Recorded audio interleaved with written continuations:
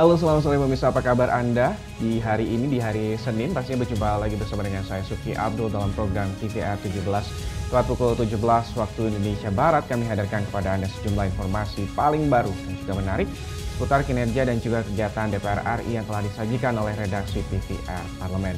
Dan pemirsa, inilah TVR 17 edisi Senin 20 Juni 2022. Selengkapnya.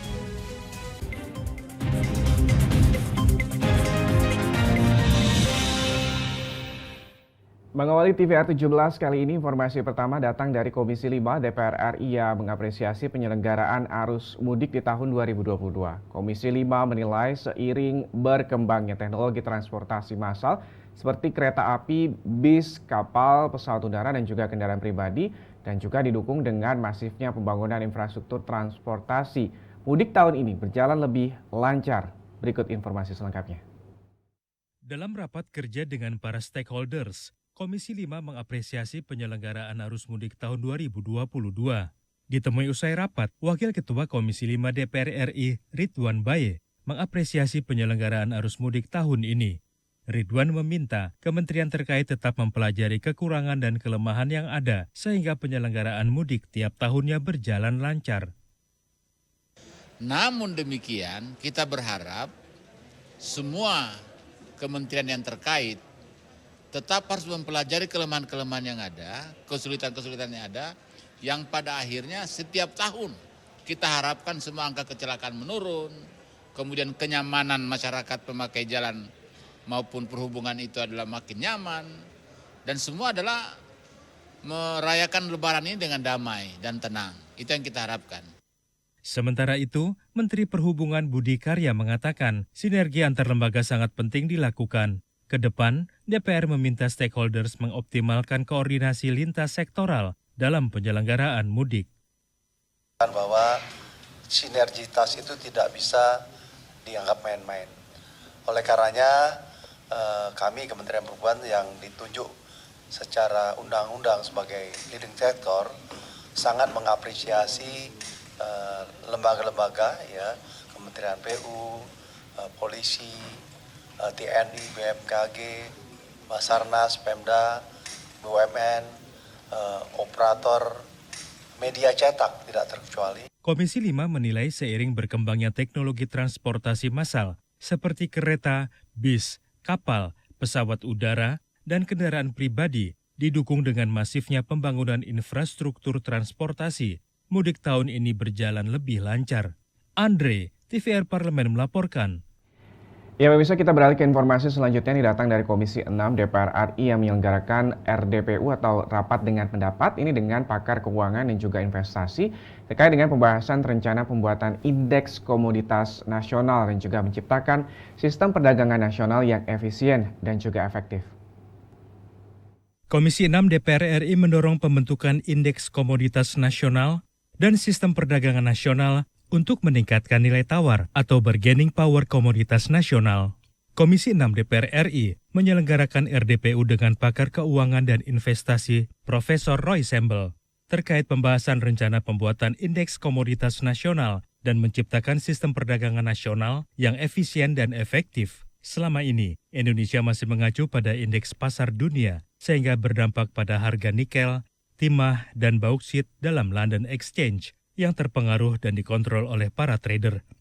Wakil Ketua Komisi 6 DPR RI Arya Bima menyatakan, Indonesia perlu memiliki indeks komoditas nasional yang bertujuan agar Indonesia menjadi acuan harga komoditas secara global, sehingga menciptakan posisi Indonesia yang kuat dan memiliki kedaulatan komoditas.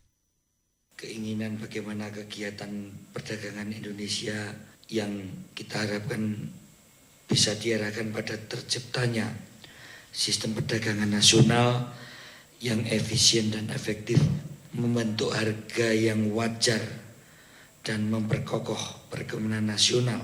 Sasaran ini akan tercapai jika mekanisme perdagangan berjalan dengan baik dan risiko yang melekat dalam kegiatan usaha dapat dikendalikan.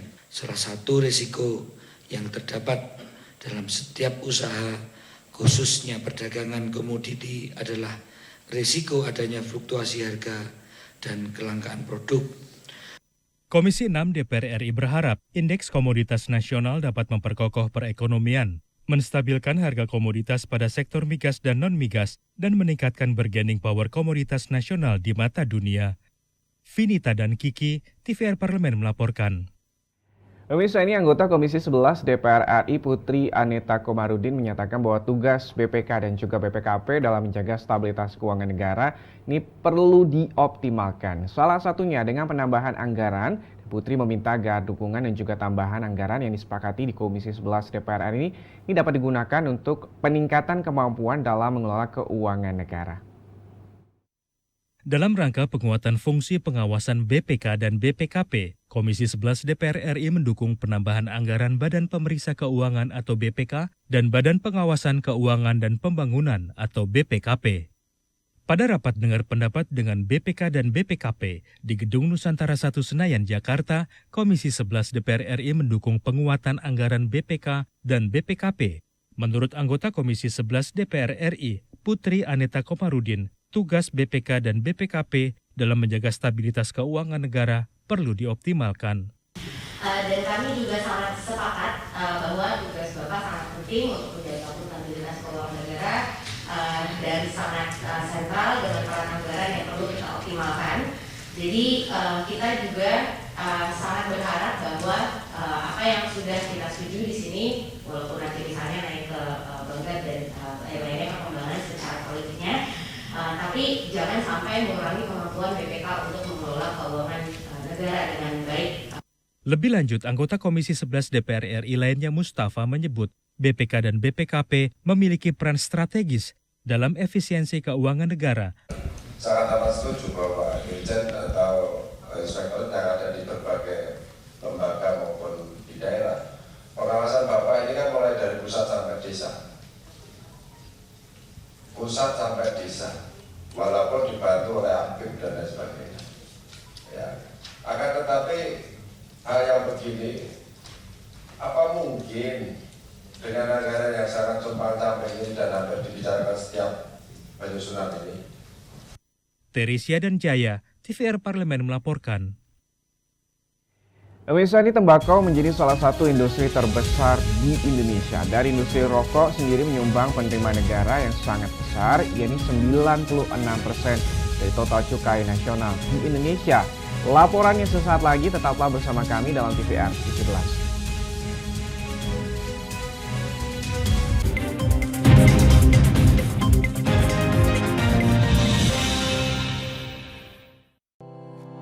Tugas dan fungsi DPR RI sangat penting bagi negeri ini sebagai pengemban amanat rakyat. Namun tidak banyak yang tahu apa saja fungsi dan tugas dari DPR. DPR mempunyai 3 fungsi pokok, yaitu legislasi, anggaran, dan pengawasan. Ketiga fungsi tersebut harus dilaksanakan dalam kerangka fungsi representasi yang mengedepankan kepentingan rakyat berdasarkan aspirasi masyarakat dan untuk kesejahteraan rakyat. Dari fungsi legislasi, DPR RI mempunyai tugas dan wewenang untuk menyusun dan menetapkan program legislasi nasional bersama dengan pemerintah, menyusun dan membahas rancangan undang-undang, menerima rancangan undang-undang dari DPD, membahas rancangan undang-undang yang diusulkan oleh Presiden ataupun DPD, menetapkan undang-undang bersama dengan Presiden, menyetujui atau tidak menyetujui peraturan pemerintah pengganti undang-undang yang diajukan Presiden untuk ditetapkan menjadi undang-undang. Sementara, fungsi anggaran membahas dan memberikan persetujuan atau tidak memberikan persetujuan terhadap rancangan undang-undang tentang APBN yang diajukan Presiden, memperhatikan pertimbangan DPD atas rancangan undang-undang tentang APBN dan rancangan undang-undang terkait pajak, pendidikan, dan agama, menindaklanjuti hasil pemeriksaan atas pengelolaan dan tanggung jawab keuangan negara yang disampaikan oleh BPK, memberikan persetujuan terhadap pemindahantanganan aset negara maupun terhadap perjanjian yang berdampak luas bagi kehidupan rakyat yang terkait dengan beban keuangan negara.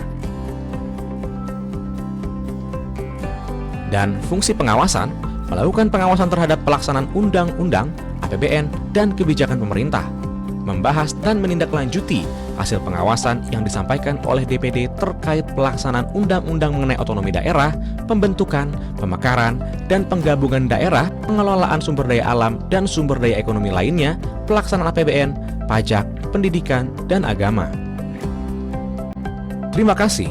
Video ini dipersembahkan oleh TV dan Radio Parlemen, Biro Pemerintahan Parlemen, Sekretariat Jenderal, dan Badan Keahlian DPR RI.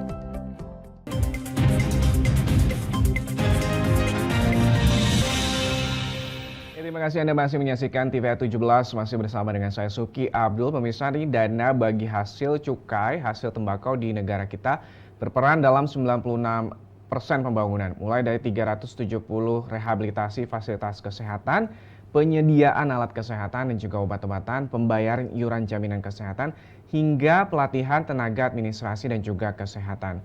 Karenanya, ini pemanfaatan cukai hasil tembakau ini harus benar-benar tepat sasaran. Berikut ini liputan mendalam yang telah dirangkum oleh tim redaksi TVR Parlemen. Selengkapnya.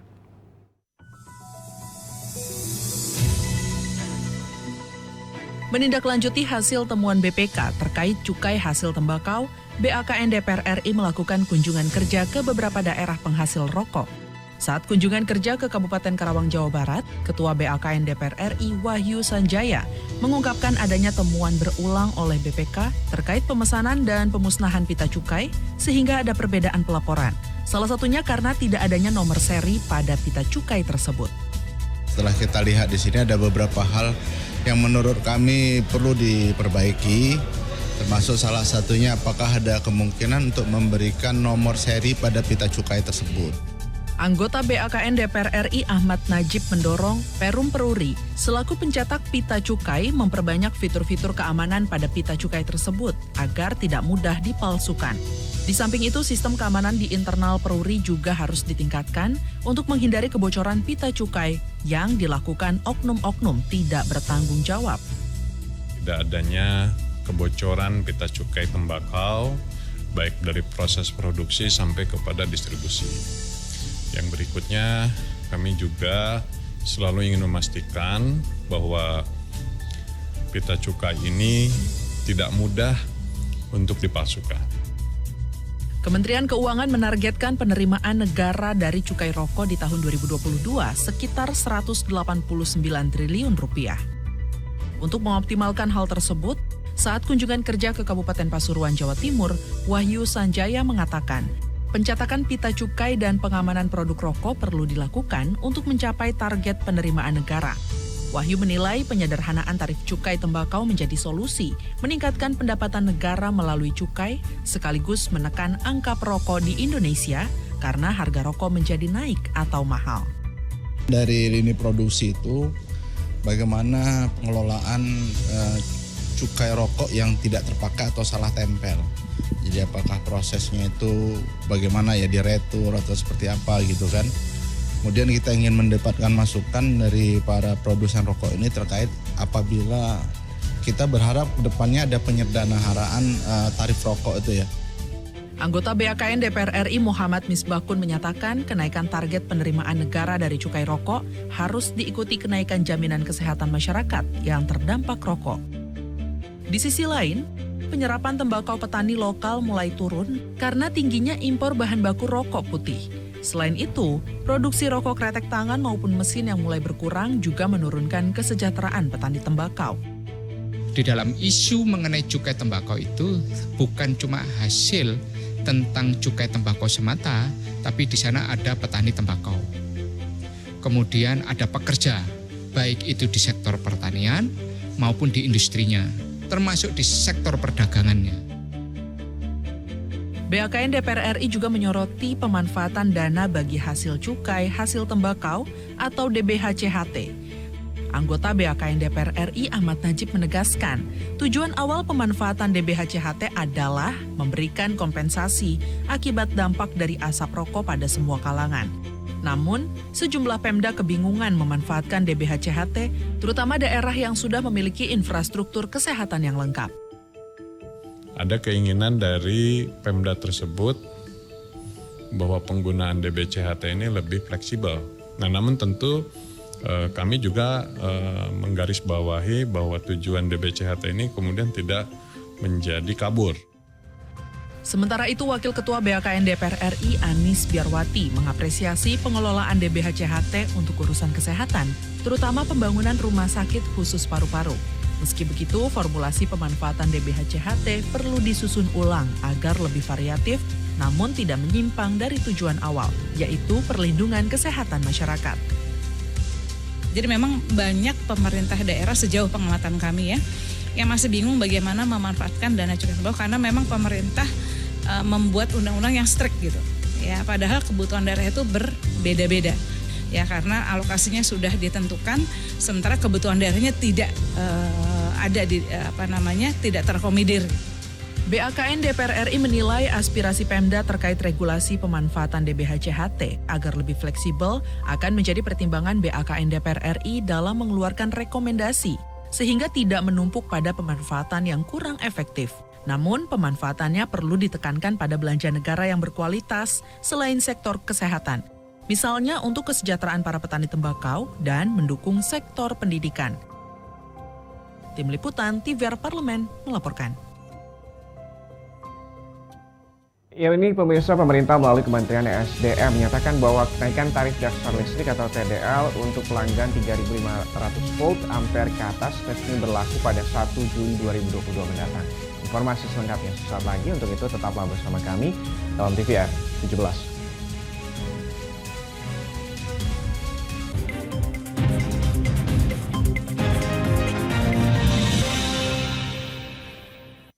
Virus corona menjadi perbincangan dunia. Beberapa negara sudah terjangkit. Ribuan orang di Indonesia terkena virus ini. Kita perlu antisipasi dengan melakukan hal berikut. Cuci tangan dengan sabun dan antiseptik. Gunakan masker atau penutup mulut saat bersin dan batuk. Masak telur dan daging hingga matang.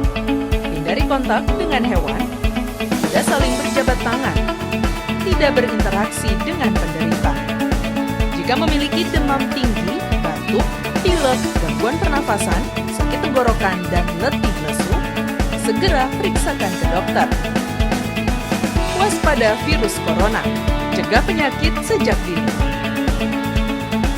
Dipersembahkan oleh TVR Parlemen, Biro Pemberitaan Parlemen, Sekjen dan DK DPR RI.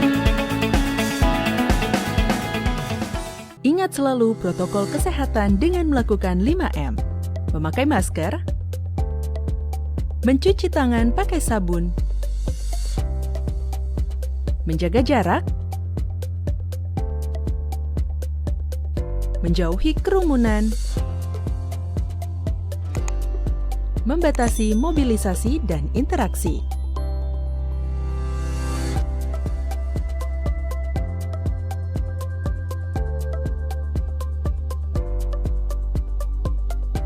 Dipersembahkan oleh Biro Pemberitaan Parlemen, Sekretariat Jenderal DPR RI.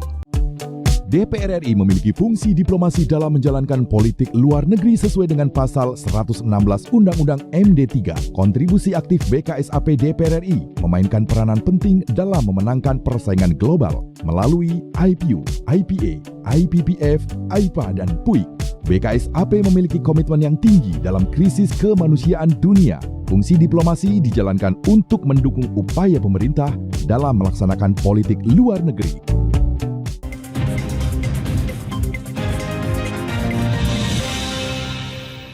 Ya, pemirsa, kembali lagi di TVR 17. Ini rencana pemerintah menaikkan tarif dasar listrik atau TDL khususnya untuk pelanggan golongan mampu mendapatkan restu dari berbagai pihak. Tak hanya dari Presiden, Komisi 7 DPR pun mendukung rencana tersebut. Dengan disertai catatan, PLN harus mampu membuat inovasi dan juga menyajikan data yang lengkap terkait dengan siapa saja yang berhak untuk mendapatkan subsidi. Untuk lebih lengkapnya, berikut laporan dari rekan kami, Fitian Aunilah dengan anggota Komisi 7 DPR RI. Selengkapnya. Oke, selamat siang pemirsa TVR Parlemen. Saat ini saya sedang berada di ruang rapat Komisi 7 DPR RI, di mana saya akan membahas terkait kenaikan tarif dasar listrik atau TDL yang akan mulai berlaku pada tanggal 1 Juli mendatang. Nah, saat ini saya sudah bersama dengan salah satu anggota Komisi 7 DPR RI, yakni Ibu Andi Yuliani Paris dari fraksi Partai PAN. Baik, langsung saja nih Bu. Ini kan pemerintah dalam hal ini Kementerian SDM dan PLN sudah menaikkan harga TDL ini per 1 Juli mendatang. Nah, sebelumnya saya pengen tahu dulu nih Bu, statement dari Komisi 7 bagaimana terhadap kenaikan TDL ini? Ya, pertama mungkin saya perlu jelaskan, saat ini kami sedang membahas berapa yang harus kita anggarkan terkait dengan pembahasan asumsi dasar RAPBN 2023, bahwa kami di Komisi 7 sepakat untuk subsidi listrik itu kita naikkan menjadi range-nya di 69 sampai 72 miliar ya US dollar. Nah, tentu ini juga akan berpengaruh, berdampak terhadap subsidi untuk masyarakat yang tidak mampu. Nah, terkait pertanyaan kenaikan TDL.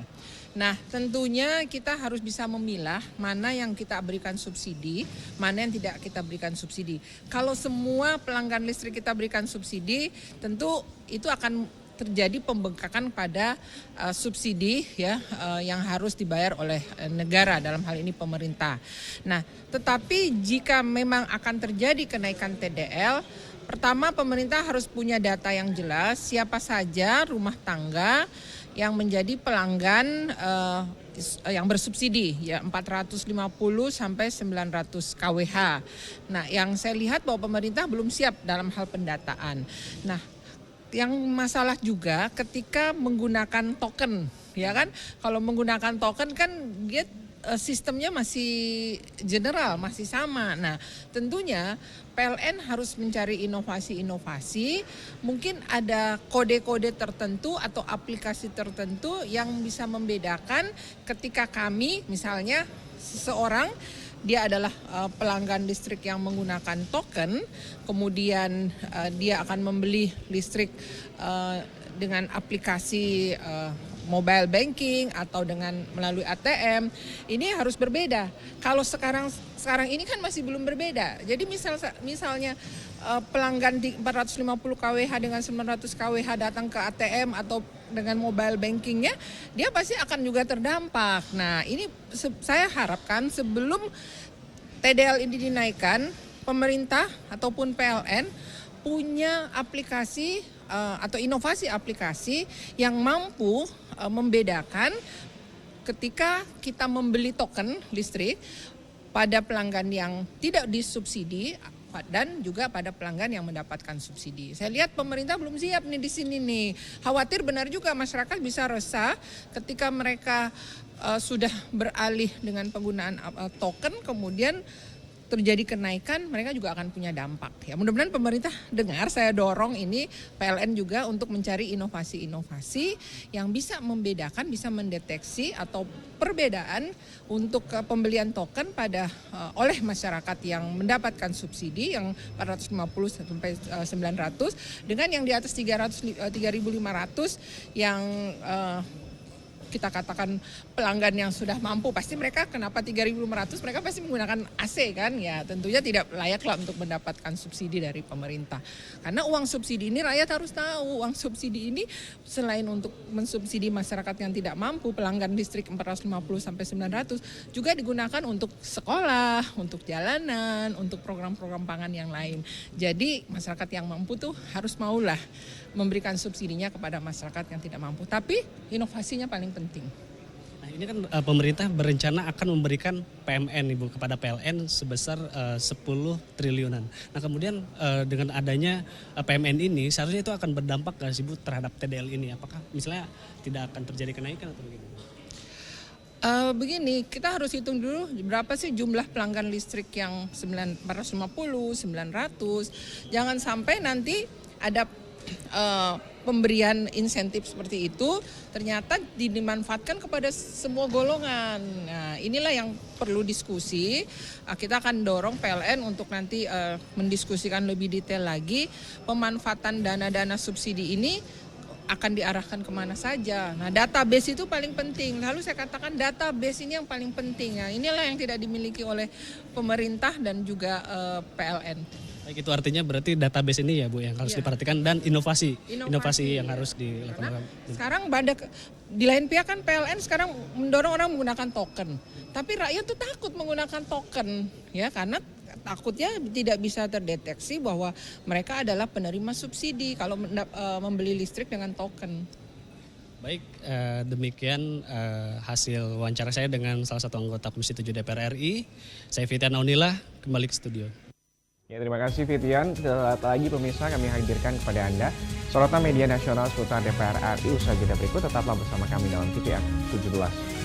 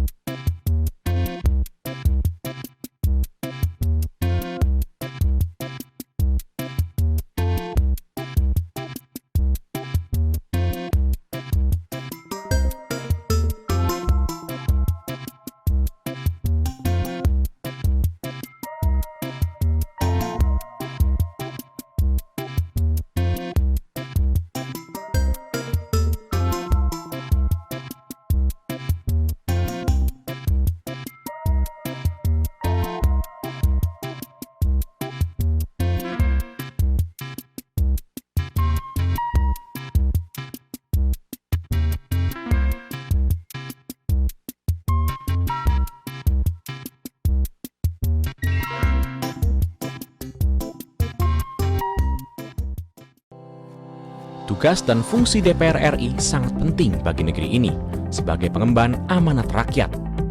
Namun tidak banyak yang tahu apa saja fungsi dan tugas dari DPR. DPR mempunyai 3 fungsi pokok, yaitu legislasi, anggaran, dan pengawasan. Ketiga fungsi tersebut harus dilaksanakan dalam kerangka fungsi representasi yang mengedepankan kepentingan rakyat berdasarkan aspirasi masyarakat dan untuk kesejahteraan rakyat. Dari fungsi legislasi, DPR RI mempunyai tugas dan wewenang untuk menyusun dan menetapkan program legislasi nasional bersama dengan pemerintah, menyusun dan membahas rancangan undang-undang, menerima rancangan undang-undang dari DPD, membahas rancangan undang-undang yang diusulkan oleh Presiden ataupun DPD, menetapkan undang-undang bersama dengan Presiden, menyetujui atau tidak menyetujui peraturan pemerintah pengganti undang-undang yang diajukan Presiden untuk ditetapkan menjadi undang-undang. Sementara, fungsi anggaran membahas dan memberikan persetujuan atau tidak memberikan persetujuan terhadap rancangan undang-undang tentang APBN yang diajukan Presiden, memperhatikan pertimbangan DPD atas rancangan undang-undang tentang APBN dan rancangan undang-undang terkait pajak, pendidikan, dan agama, menindaklanjuti hasil pemeriksaan atas pengelolaan dan tanggung jawab keuangan negara yang disampaikan oleh BPK, memberikan persetujuan terhadap pemindahantanganan aset negara maupun terhadap perjanjian yang berdampak luas bagi kehidupan rakyat yang terkait dengan beban keuangan negara. Dan fungsi pengawasan, melakukan pengawasan terhadap pelaksanaan undang-undang, APBN, dan kebijakan pemerintah, membahas dan menindaklanjuti hasil pengawasan yang disampaikan oleh DPD terkait pelaksanaan undang-undang mengenai otonomi daerah, pembentukan, pemekaran, dan penggabungan daerah, pengelolaan sumber daya alam dan sumber daya ekonomi lainnya, pelaksanaan APBN, pajak, pendidikan, dan agama. Terima kasih. Video ini dipersembahkan oleh TV dan Radio Parlemen, Biro Pemerintahan Parlemen, Sekretariat Jenderal, dan Badan Keahlian DPR RI.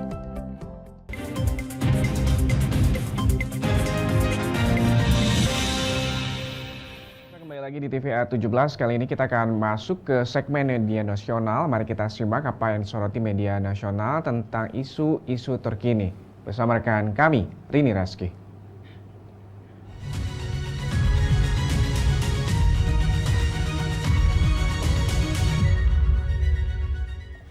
Baik, terima kasih Uki dan pemirsa TVR Parlemen. Mari kita simak nih apa saja yang menjadi headline media online pada hari ini. Baik, kali ini kita akan membahas mengenai DPR RI yang tegaskan siap bantu pemerintah tuntaskan stunting melalui RUU KIA. Kita bisa lihat di layar kaca di sini pembahasan media online pada hari ini yaitu tentang rancangan Undang-Undang Kesejahteraan Ibu dan Anak atau RUU KIA sangat penting untuk diperjuangkan. Sebab tujuan RUU ini antara lain adalah untuk memaksimalkan tumbuh kembang anak sehingga permasalahan seperti stunting dapat dihindari. Tentunya RUU KIA dirancang untuk menciptakan sumber daya manusia Indonesia yang unggul dan yang penting untuk menyongsong generasi emas Indonesia. RUU KIA juga menitik beratkan pada masa pertumbuhan emas anak atau golden age yang merupakan periode krusial tumbuh kembang anak yang kerap dikaitkan dengan 1000 hari pertama kehidupan sebagai penentu anak masa depan anak. Ya, oleh karena itu RUU ini menekankan pentingnya penyelenggaraan kesejahteraan ibu dan anak secara terarah, terpadu dan juga berkelanjutan. Dalam RUU KIA ini, DPR RI akan memperjuangkan hak bagi para ibu untuk mendapatkan pelayanan kesehatan, jaminan kesehatan saat kehamilan, perlakuan dan fasilitas khusus, juga prasarana umum. Tentunya cuti melahirkan selama 6 bulan juga bertujuan agar orang tua dapat mendampingi anak agar bertumbuh kembang dengan baik.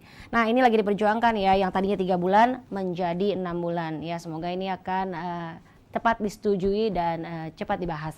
Baik, kita akan beralih ke media online selanjutnya yang juga menjadi topik hari ini adalah DPR RI minta pemerintah pastikan nasib ratusan ribu tenaga honorer di Indonesia. Kita juga bisa lihat di sini di layar kaca yang ada di belakang saya. Di sini juga beberapa media membahas pemerintah memastikan akan menghapus tenaga honorer di lingkup kerja birokrasi berlaku pada November 2023. Tentunya terkait hal tersebut, Komisi 2 DPR RI meminta Kementerian Pemberdayaan Aparatur Negara dan Reformasi Birokrasi menyiapkan rencana yang jelas untuk memastikan nasib ratusan ribu tenaga honorer di Indonesia. Dan Ketua Komisi 2 DPR RI Ahmad Doli Kurnia Tanjung menyatakan jika posisi tenaga honorer dihapuskan oleh Kemenpan RB, maka harus ada kepastian mengenai nasib mereka. Apakah akan dijadikan outsourcing atau tenaga kontrak atau ada alternatif lain? Dan dia di sini juga mengatakan wacana penghapusan pada 2023 itu mau tidak mau akan berdampak pada kekhawatiran tenaga honorer dan bisa berpengaruh pula pada kinerja pemerintah daerah.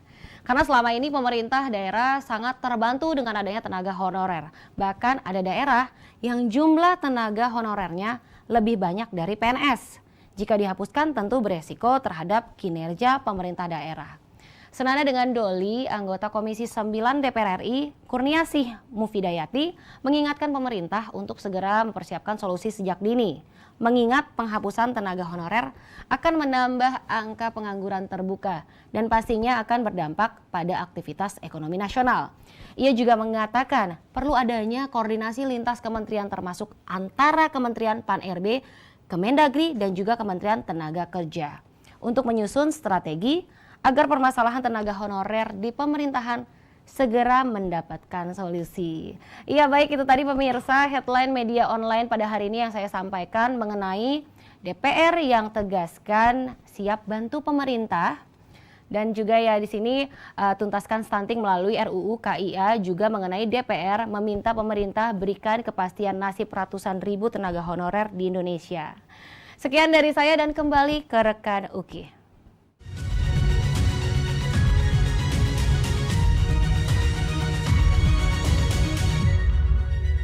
Ya, terima kasih rekan Rini Reski yang telah menyampaikan sejumlah sorotan dari media online nasional pada hari ini. Pemirsa TVR Parlemen segmen media online tadi sekaligus menutup program TVR 17 edisi sore hari ini. Jangan lupa, kembali kami ingatkan virus COVID-19 masih ada. Untuk itu terus taati protokol kesehatan dimanapun Anda berada. Saya, Subki Abdul, beserta seluruh kru TVR Parlemen yang bertugas mengucapkan terima kasih atas perhatian Anda. TVR Parlemen, referensi Indonesia. Wassalam.